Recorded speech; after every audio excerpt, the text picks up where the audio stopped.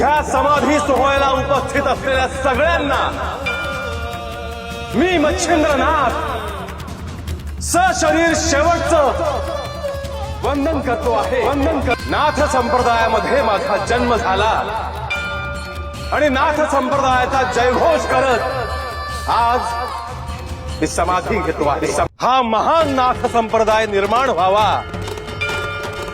असं श्री महादेव आणि दत्त महाराज यांना वाटलं।